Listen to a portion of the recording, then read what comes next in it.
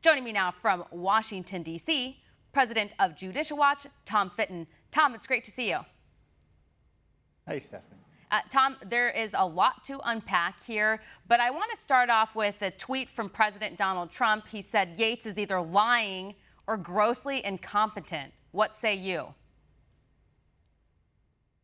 Oh, I think she's mendacious in the sense that she's pretending that the FISA warrants were appropriate on their face.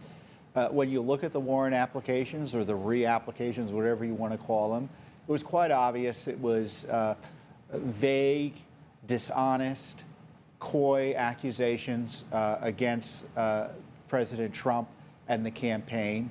And there was nothing there justifying the unprecedented spy operation against the Trump team. And when it comes to General Flynn, she didn't disagree with investigating him. She expressed disagreement with some of Comey's tactics, but she was targeting him in just as an abusive way as the FBI was. And if it was inappropriate for Comey to ambush Flynn at the White House, why didn't she confess that to President Trump and the White House counsel? Look, we screwed up here. Instead, they pursued the fruits of that poisoned interview and tried to throw an innocent man in jail.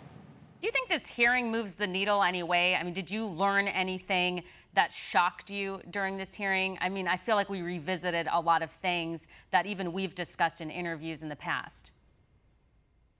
Well, the documentary evidence shows that Yates objected to what Comey had done, but now we're getting it directly for the public. So there's a public education value. We can argue about whether the hearings are generally effective or whether they're too late or not. But something is better than nothing, because I'm not seeing any indication that Durham or the Justice Department is doing any serious look back at the abuse of Flynn. And we have to remember also the targeting of Flynn was about an attack on President Trump. When you're targeting the president's national security advisor, when you're playing games by spying on him or using the fruits of other spy operations to try to undermine him, you're attacking the heart of the presidency, the heart of the ability of the president to conduct foreign policy.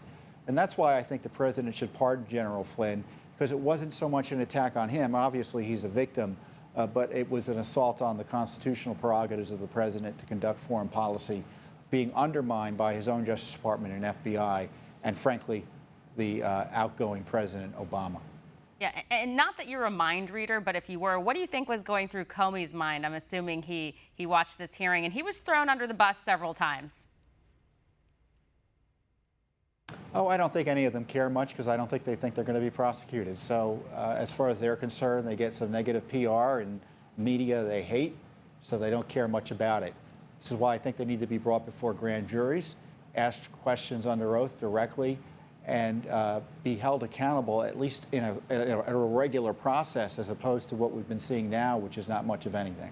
Yeah, and I think you're right on that. I just feel like if somebody were to be held accountable, it would have happened by now. And we see, for some reason, high-profile Democrats or people in the inner circle seem to get away with a lot. And it's so late in the game, and we kind of chatted about this just a second ago, that the election's just right around the corner. So at this point, what difference does it make?